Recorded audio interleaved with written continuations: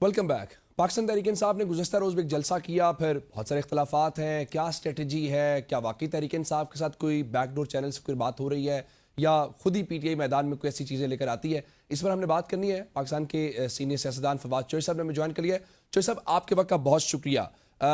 खैबर पख्तूनख्वा में कल जलसा किया गया, पहले भी जलसे होते हैं।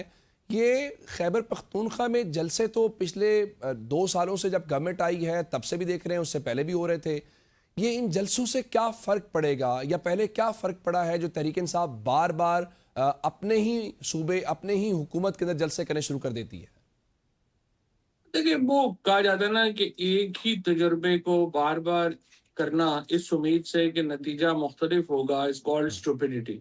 हम्म, अब पीटीआई में इस वक्त सच्ची बात यह है कि कोई स्ट्रैटेजी नहीं है, हम्म, और उस वैक्यूम को, उस हिकमत अमली के उस वैक्यूम को फिल करने के लिए जो तहरीके इंसाफ की लीडरशिप है, ख़ुसूसन खैबर पख्तूनख्वा की लीडरशिप है, हम्म, वो रोज एक जलसा रख देती है ताकि कुछ दिन उनके निकल सके। हम्म। इससे ज्यादा सच्ची बात यह है उनकी कैपेसिटी भी नहीं है।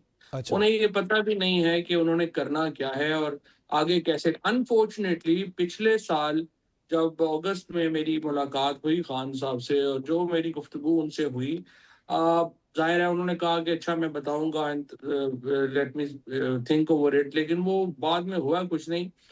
और वो जो मेरे खदशात थे वो बिल्कुल सही साबित हुए।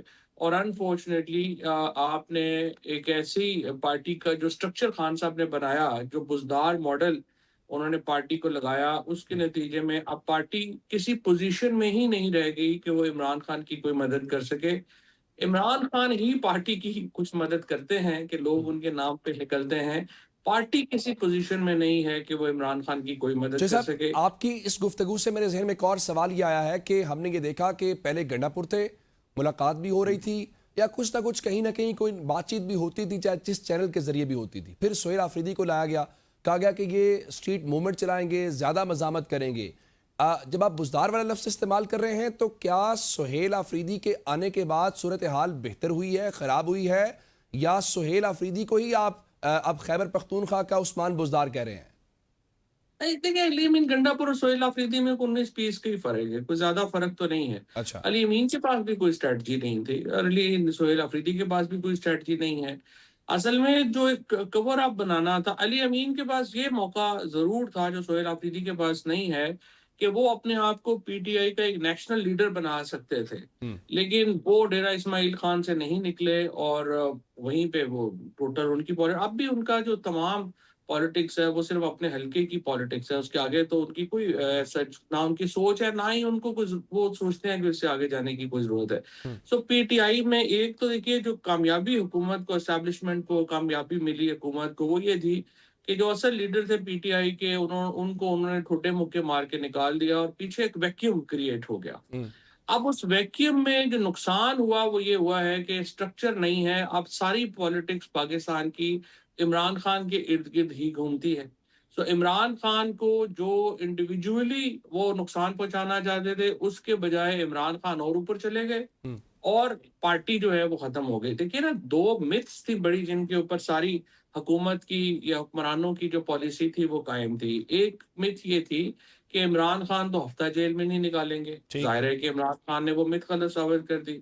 दूसरी मिथ उन्होंने ये कर दी कि जब हम पार्टी का काडर सारा खत्म कर देंगे और ठुड्डे मुक्के मार के लोगों को निकाल देंगे तो ये एमकेएम बन जाएगी। हम्म, दे डिडंट रियलाइज कि पीटीआई एमकेएम तो नहीं थी, वो बंदूक के ऊपर तो नहीं खड़ी थी। ठीक, वहां तो आपने जब बंदूक ले ली वो पार्टी गिर गई।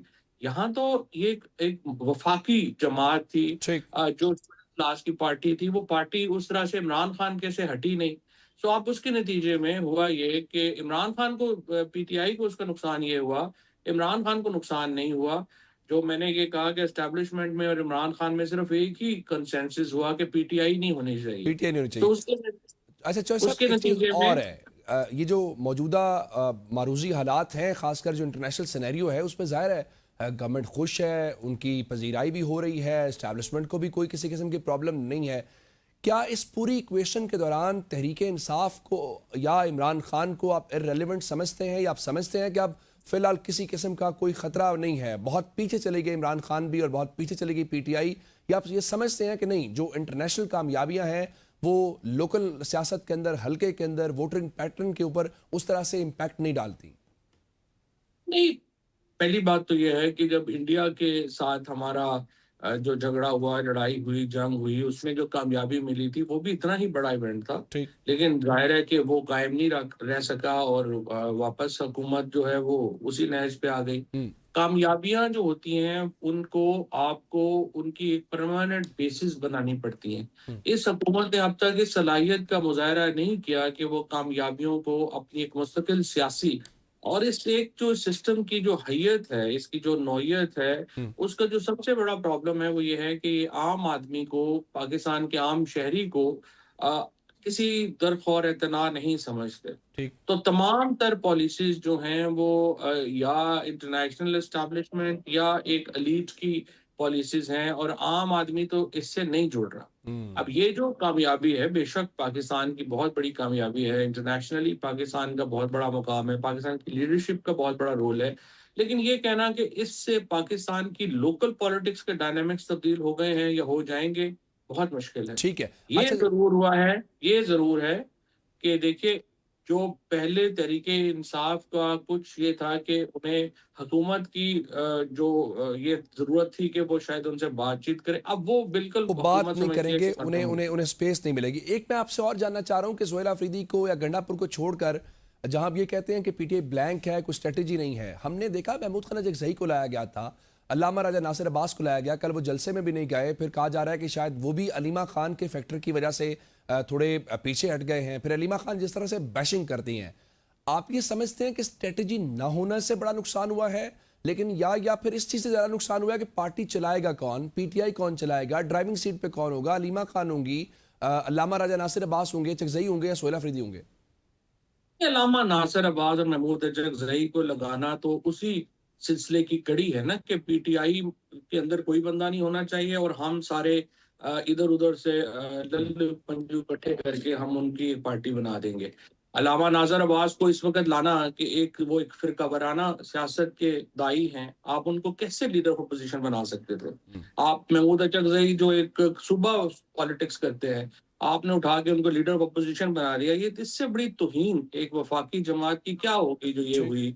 आपने एक फिरका वाराना पार्टी को और एक सूबा पार्टी को जो है वो आपने मेन लीडरशिप दे दी और उसके बाद ये वो तमाम लोग हैं इस वक्त जो इमरान खान के खिलाफ तरीके में एतमाद लाने में शामिल थे, वो क्यों हम्म। इमरान खान को वापस लाने में इंटरेस्टेड होंगे? तो ये तो अनफॉर्चुनेटली चूंकि इमरान खान ने फैसला किया कि जिस तरह से ये फैसला किया था कि मैं बुजदार को लगा के और पार्टी अंदर से हम खुद चलाएंगे, वही फैसले के नतीजे में ये एक सतही लीडरशिप आई और बिल्कुल उसके ठीक। नतीजे में पीटीआई को शदीद नुकसान पहुंचा है। अलीमा बीबी को आप जो मर्जी उन पे तनकीद करें, कोई या कुछ करे, देखें जो भी आज इमरान खान का अगर तहरीक में या उनका नाम कोई बात आती है, वो बहनों की वजह से है। अच्छा। इमरान खान के बेटों ने भी कोई उनके लिए कुछ नहीं किया जो उनकी बहनों ने किया है और इस उम्र में किया है। हम्म। तो आप जो भी उनके ऊपर जो तनकीद करता है वो करते हैं, तो वो फिर तो उनको चोई साहब उनको तो अलीमा पता खान नहीं को क्या टेक ओवर करना चाहिए। माजी में बहुत सारी खवातीन ने वो स्टार्ट करें, आप मोहतरमा फातिमा जना से नुसरत भुट्टो साहिबा, फिर कुलसूम साहिबा, खवातीन ने लीड किया है, गो कि उनका सियासत से कोई ताल्लुक नहीं था, तो फिर तो अलीमा खान आए, वो पीटीआई को लीड करें, हो सकता है बेहतर डिलीवर कर पाए वो।